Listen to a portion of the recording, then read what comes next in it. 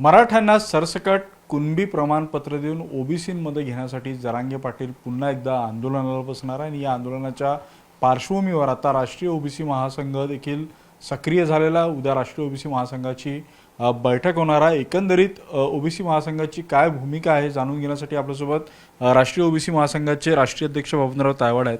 Sir, Jarange Patil आपल्या आंदोलनावर ठाम आहे, त्यांना तशी हाक देखील दिलेली आहे. तुम्ही देखील उद्या बैठक बोलवलेली आहे, काय नियोजन असणार? नाही, हे बघा की काल त्यांना सरकारचं शिष्टमंडळ भेटायला गेले होतं, तेव्हा त्यांनी ज्या मागण्याचा पुनरुच्चार केला वारंवार, त्यामध्ये एक महत्त्वाचं होतं की 58 लाख लोकांना ज्या नोंदी सापडल्या त्यांना प्रमाणपत्र देण्यात यावे. आणि 58 लाख आकड्यावरती मी याच्यापूर्वीसुद्धा अनेकदा आपल्याशी सरकारी आकड्यांच्या आधारे चर्चा केलेली आहे की हा 58 लाखाचा जो आकडा सांगितला जातो तो मराठा समाज आणि ओबीसी समाज दोन्ही समाजाची दिशाभूल करणारा आकडा आहे. कारण आता नुकतंच 30 जुलैला सरकारने जी आकडेवारी प्रसिद्ध केली त्यानुसार सुद्धा 1986 ते 2023 या कालावधीचा आंदोलनाशी काही संबंध नाही. या कालावधीमध्ये 37 लाख प्रमाणपत्र निर्गमित झालेले आहे आणि त्याच्यामुळे त्याचा आणि या आंदोलनाचा काही संबंध नाही आहे. आणि आता 23 नंतर खरं म्हणजे मराठवाड्यामध्ये जे 49,000 नोंदी सापडल्या ते यश आहे आणि त्याच्या अगेन्स्टमध्ये 3,11,000 प्रमाणपत्र निर्गमित झाले, हे मान्य आहे. पण त्या 3,11,000पैकी व्हॅलिडिटीला किती लोक गेले? 20,000. आणि व्हॅलिडिटी किती लोकांना दिली? 15,000. ज्या लोकांकडे कागदपत्र आहे त्यांना व्हॅलिडिटी देत असेल तर राष्ट्रीय ओबीसी महासंघाचा त्याच्यावरती कधी आक्षेप राहिलेला नाही, पुढेही राहणार नाही. परंतु सरसकट या सरसकट शब्दाला माझा पहिल्या दिवशीपासून विरोध आहे, तो आजही कायम आहे. माझी सरकारकडे एकच मागणी आहे की कुठल्याही परिस्थितीत सरसकट कुणब्यांचे प्रमाणपत्र द्यायचे नाही आणि ओबीसीच्या आरक्षणाला धक्का लागता कामा नाही. या शब्दावरती सरकारने जे आम्हाला लिखित दिलेलं आहे त्याच्यावरती सरकार कालही ठाम होतं, आजही आणि उद्याही राहील अशी माझी अपेक्षा आहे. परंतु सरकार जर आम्हाला दिलेलं अभिवचन, आश्वासन हे बदलवण्याच्या मानसिकतेमध्ये आहे हे ज्या दिवशी लक्षात येईल त्या दिवशी मात्र आम्ही आंदोलनासाठी सज्ज आहोत. आणि आता आम्ही त्या आंदोलनकर्त्याच्या आंदोलनाकडे पाहिजे तेवढ्या गांभीर्याने घेत नाही, कारण त्यांच्या ज्या मागण्या आहेत त्या यापूर्वीसुद्धा अनेकदा झालेल्या आहे, अनेकदाही झालेल्या. त्याच्यामुळे आम्ही सरकारच्या भूमिकेकडे लक्ष आणि त्याच्यामुळे आता आमच्या ओबीसी समाजासमोर जो महत्त्वाचा प्रश्न आहे की जी या देशामध्ये जनगणना होऊ घातलेली आहे त्या जनगणनेमध्ये ओबीसी समाजाची जातनिहाय जनगणना करण्यात यावी ही मागणी आम्ही अनेक वर्षापासून केंद्र सरकारकडे मांडून बसलेलो आहोत.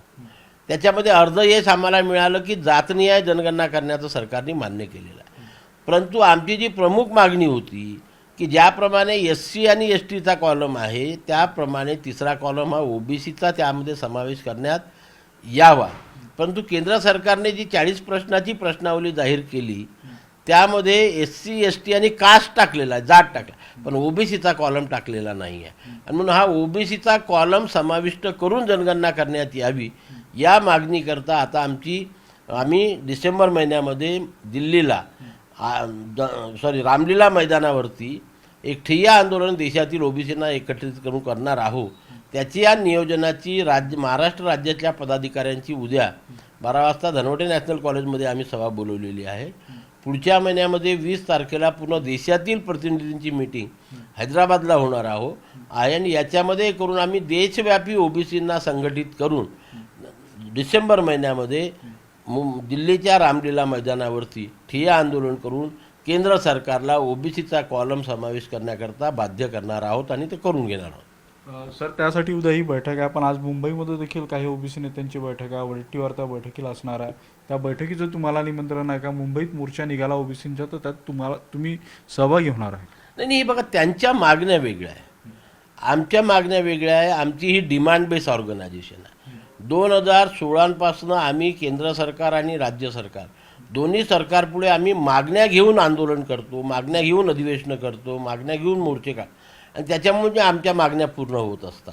एखादा नवीन मुद्दा आला म्हणून मीटिंग घ्यायची आणि मी तर म्हणतो ना की 60% ओबीसी आहे, 60%मध्ये अनेक संघटना त्या ठिकाणी असल्याला पाहिजे आणि अनेक संघटनांनी ओबीसीच्या उद्धारासाठी काम केलेलं पाहिजे, प्रगतीसाठी काम केलेलं पाहिजे.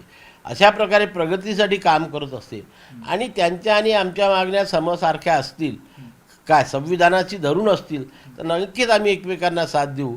परंतु संविधानाशी मिळत्या जुळत्या मागण्या जर नसेल तर अशा मागण्यांच्या आंदोलनामध्ये राष्ट्रीय ओबीसी महासंघ कधी सहभागी झालेला नाही आणि पुढे सुद्धा होणार नाही. सर, तुम्ही बोलले की तुम्ही आता आंदोलकांच्या मागणीकडे लक्ष करत नाही कारण ते वारंवार अशा पद्धतीने आंदोलन करत असतात. तुम्हाला तसं वाटतं की ओबीसी नेत्यांनी जरांगे पाटलांकडे दुर्लक्ष केलं पाहिजे? नक्कीच केलं पाहिजे. कारण त्यांच्या मागण्या तुम्ही बघा, काल मी जे आता इथे वाचलेलं आहे, पहिल्या दिवशीपासून आतापर्यंत त्यांच्या त्याच मागण्या आहे. अनेकदा आंदोलन झालेले आहेत. सरकारने अनेकदा त्यांना जे काही सांगायचं ते सांगितलेलं आहे आणि आमच्या ओबीसीचं नुकसान नाही झालं ना. माझं नेहमी आपल्याला म्हणणं काय असते की ज्या दिवशी ओबीसीच्या आरक्षणाला धक्का लागेल आणि सरसकट कुणबी प्रमाणपत्र देण्याचा सरकार निर्णय घेईल, त्या दिवशी आम्ही सरकारच्या विरोधात रस्त्यावरती उतरू. त्याच्याकडे सरकार नाहीच म्हणते आहेत, मग आम्ही कशाला रस्त्यावरती उतरून शक्ती प्रदर्शन करायचं? बाकीच्या ज्या त्यांच्या मागण्या आहे की आतापर्यंत जे काय झालं ते माग्या, हे करा ते सरकारचा त्यांचा प्रश्न आहे, मी काय त्याच्यामध्ये बोलणार नाही. परंतु जे गांभीर्य एक 3 वर्षापूर्वी या आंदोलनामध्ये होतं ते आज मला दिसून येत नाही आणि त्याच्यामुळे आम्ही आमच्या ओबीसी समाजाच्या उत्थानाकरता जिथे गरज असेल तिथे आंदोलनाची भूमिका घेतो. कोणी करते म्हणून आम्ही करत नाही. आमचं हे सतत चालणारं काम आहे. दरवर्षी आमचं राष्ट्रीय अधिवेशन होतं, राज्य अधिवेशन होतं, जिल्हा अधिवेशन होतं आणि त्याच्या माध्यमातून आम्ही केंद्र आणि राज्य सरकारचं लक्ष ओबीसी समाजाच्या संविधानिक मागण्याकडे वेधण्याचं सतत काम करत असतो. सर, जरांगे पाटील गेल्या काही दिवसांपासून ओबीसी नेत्यांच्या बाबतीत वेगवेगळी वक्तव्य करतायत. टवाळकीसारखे वक्तव्य त्यांच्या पुढे येतात, मग बावनकुळे असतील किंवा इतरही नेत्यांच्या बाबतीत. या सगळ्या बाबतीत तुम्हाला काय वाटतं? ती आता सवय झाली आहे त्यांची.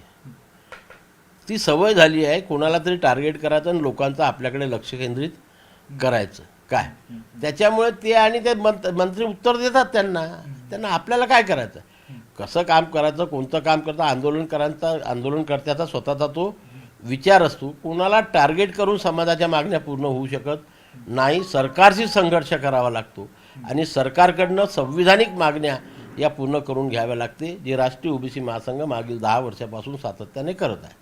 नक्कीच जरांगे पाटलांच्या आंदोलनाच्या पार्श्वभूमीवर आणि जातीय जनगणनेमध्ये ओबीसींचा कॉलम असावा या मागणीला घेऊन आता उद्या नागपूरमध्ये ओबीसी नेत्यांची बैठक होत आहे. त्यामुळे या बैठकीत काय ठराव केले जातात आणि कशा पद्धतीने हे आंदोलन पुढे जातं हे पाहणं महत्त्वाचं असेल. व्हिडिओ जर्नलिस्ट प्रशांत मोहितेसह उदय तिमांडे, न्यूज 18 मराठी, नागपूर.